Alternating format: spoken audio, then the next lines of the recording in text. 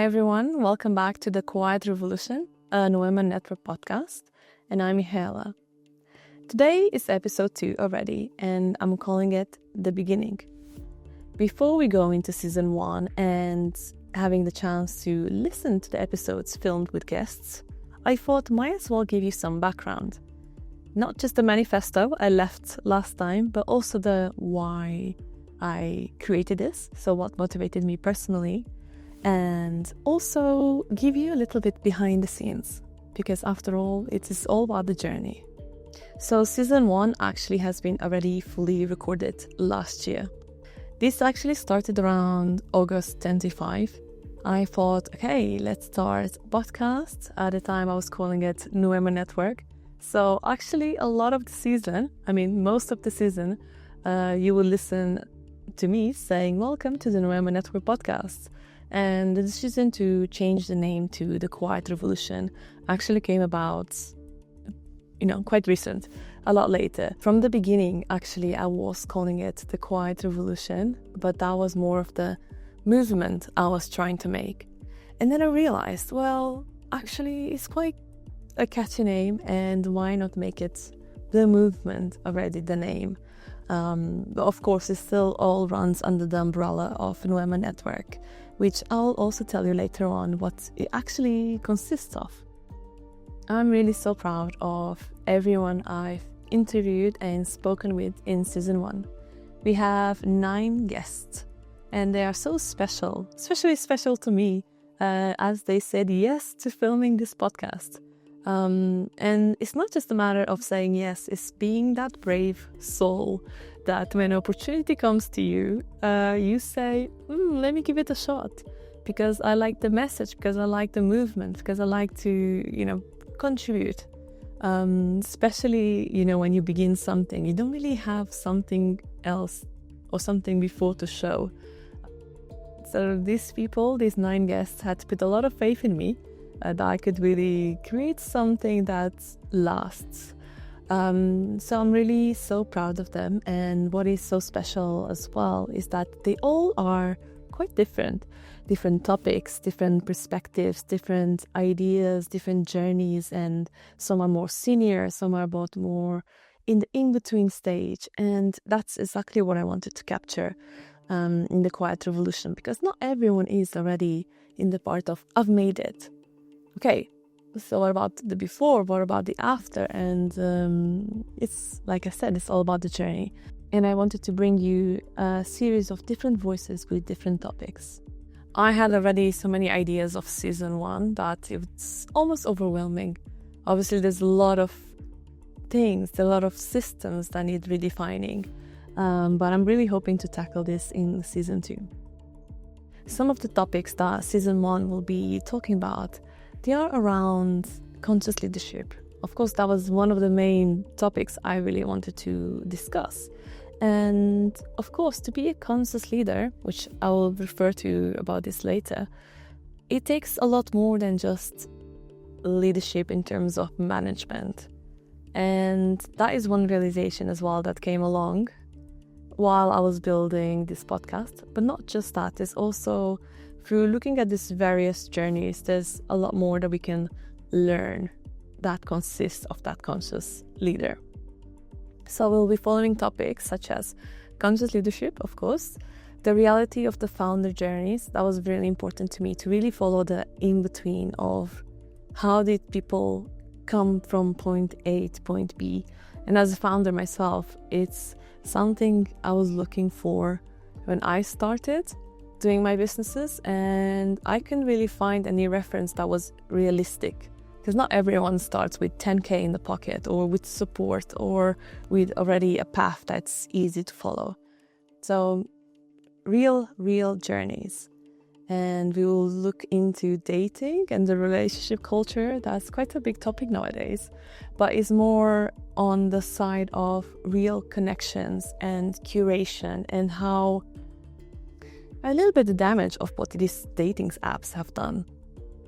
We'll, of course, begin perhaps with creativity and the mind behind the work. I don't think people realize how much of a tool it takes to be creative as well. And we don't have environments such, for example, in the corporate world or even in the filmmaking world, that really help us to be more creative instead of restraining us and just taking from us, so draining our creativity completely.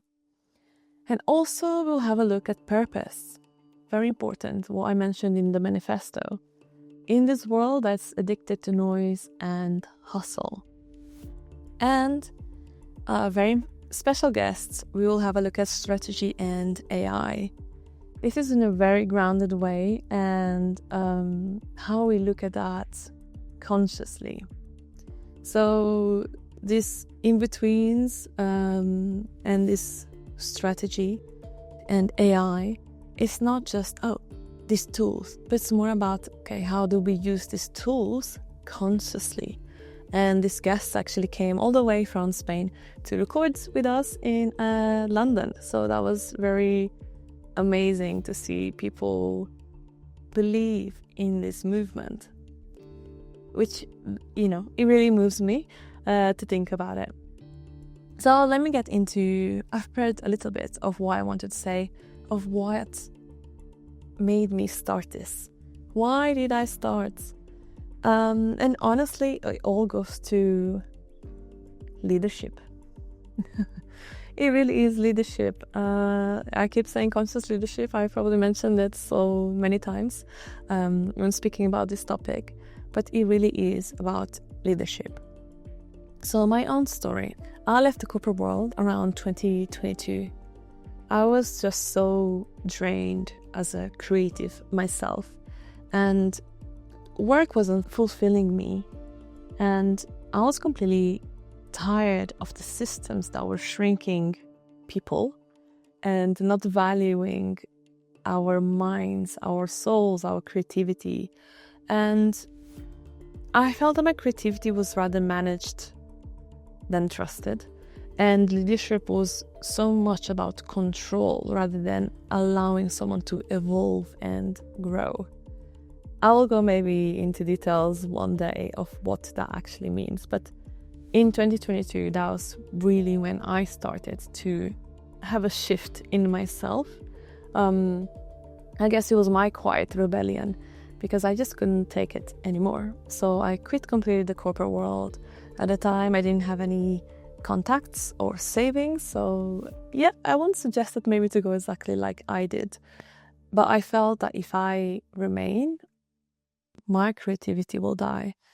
And I know I mentioned creativity quite a lot, but this is what I do. I'm a creative. My background actually is in filmmaking, and I've been working for a decade as an international content producer. That was my role at the time.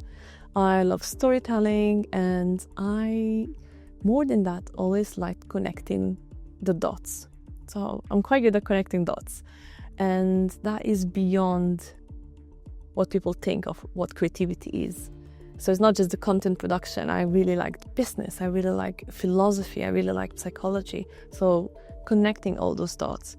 But you see, I can do that in the corporate world, in the corporate environment, at least not the ones I've experienced. So I left, and at the time, I decided to go my own way. And it really made me think, okay, now that I'm going to be a founder, I founded my own company. Now that I'm going to be a leader, I really wanted to have my own team of freelancers, of people I can work with, especially as the crew. I reflected a lot on what kind of leader I wanted to be. So naturally, I looked out, okay, I have that book and this book, and I watched some videos, and I realized nothing really matched with me. In the beginning, everything was so much about this hustle culture, this performance. If you do this, you showcase your dominance. And especially all the advice for women is basically how to become a man in order to lead powerfully, which I found that advice very wrong. Some things I tried, but I burnt out very quickly. I think also as a woman, our bodies work very differently. So to run in the same way it didn't really work for me. But the thing is, there's so many soft skills, so many amazing characters, so many ways that we can actually bring our differences to the working environment, which actually benefit us so much more if we embrace ourselves fully. And that's the thing, a lot of the leaders, they don't really look within, and that's why there's so much problems in today's world with leadership. Because it's not just corporate, I would really say. Leadership is everywhere. It's from teachings, it's from the way you lead your life, the way you communicate, the way you relate is still about your being, about how you're living your life. It is a very big difference as well of leadership, even when looking back in school. So the impact of a teacher that was very good to you, that had great leadership skills, or the impact of a teacher that was not so good of a leader. We all have those stories where someone impacted us and really broadened our ideas and expanded us. And then we have some who really shrunk us and they put us in a box. That is the impact of the leaders. And we live our lives without knowing how fully conditioned we truly are. Besides that, I also watched my surroundings. So my mom works at NHS, and this is an institution as well that it's just another example of big governance place that has all the right things on the outside, and on the inside, they're not really living by their word. And that type of leadership is something that really boils my blood, I would say, in that way. You know, if you look at the world as well, what is leadership? I really struggle to find good examples. And it's not, like I said, just the working environment, it's governance, it's culture, it's what we call influence. It's really hard to find the good examples, because the majority of the times we're glamorizing what is wrong and what is hustle. We glamorize hustle culture, we glamorize the image, so it's the performance, it's the title. We promote people into managerial roles, yet they receive no management training, or they don't have the people skills. So how do we expect them to lead people if they don't understand how to communicate, how to relate, how to influence and inspire? Very important. I also believe we confuse visibility with credibility, and performance with competence, confidence with integrity. There's a lot of leadership confusion. So actually that's how the Quiet Revolution came about, and I shared a little bit more in episode 1, which was the manifesto in slow motion. How did you find that? See, it was even hard for me to watch it as well, because we're so conditioned to fast-paced videos that now we just want to collect, and I want to do things a bit differently. Here I want you to take the time, digest, reflect, because I do want this podcast to be for everyone, in the sense that we can all learn from each other. I think no one should be ignorant enough to say, I already know, because we don't really know all. So it's really amazing to learn from different people, different perspectives, in a way that really challenges the norm and redefines what we are truly all about. What's also very interesting is how this podcast evolved. So in the beginning, I thought I'm going to do a podcast about conscious leadership. That was the main theme. And then I realized, okay, so what should I do? I need to get conscious leaders, which was already the struggle to find them, but they do exist. And I've been more and more surrounded by conscious leaders, so it's really amazing. But then I reflected to answer the question, what it is to be a conscious leader. It really takes me back to the point of, well, it's not just about the leadership, but it's how I mentioned before, it's about the being. It's about yourself. It's deeper dive within you. So I thought, oh, okay, so it's not just management, business, founders, or, companies kind of management leadership, but really is more about a method of way of living, a being, how we are. So it's all about how we relate, how we date, how we see ourselves, how we shake. Like I mentioned, the conditioning we are, the conditioning we have. And the podcast really has evolved from thinking that, we're about conscious leadership, and really has become more about the way of living consciously. Because if you are a conscious being, and some people even challenge me, aren't we all conscious? And I would say, no, I don't think we are. I know what they mean in terms of cognitive consciousness. Of course, we're all cognitively conscious. Are we all leading consciously? I don't think so. I really don't think so. And this is what these discussions are about.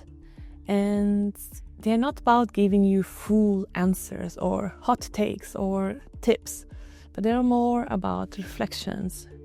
Something that we can learn, maybe something that we can click, maybe something that we can challenge, maybe something that what we can change about ourselves and the way we lead and the way we manage others and the ways we communicate. And that will, for sure, create an impact as well. So as the Quiet Revolution widened, it became, of course, still about conscious leadership, also about culture, relationships, community, success, creativity, purpose, how we redefine ourselves, how we redefine what it means to be successful, how we redefine what it means to be a good leader. Because we've done something good in our jobs, do we mean that we are good leaders of others? This is just some things and some questions we can reflect upon. So I haven't really name dropped yet the 9 guests, but I hope you can stick around, because from next week I will already start revealing one by one. I was planning to do Tuesdays, so today as well, very much live, I've tried to record this video, despite that I'm still moving. As you can see, it's a new environment. I'm really glad you can all see the behind the scenes. Yes, I still need to assemble a lot of things. But I thought every Tuesday from now, I will start showing you the episodes, the recordings. And yes, keep in mind, I will always mention NOEMA Network for that time. But I have 9 amazing speakers, and some have more than one topic. So I'm really look forward to share them with you. For that, please follow The Quiet Revolution. You can find us on Spotify and the NOEMA Network, NOEMA.network, pretty much on every part of social. We're still building that side, but as we reveal the episodes, more and more content will come out, and also thought-provoking articles on the topics that will be shared. So I hope to see you around, and drop me some questions or drop me some suggestions or anything, even for season 2. I already had some people saying that they are also reflecting on the way they are leading and the way they are living, and this is really amazing to see actually other voice about this. So I guess I'll see you next Tuesday, and let's begin this quiet revolution.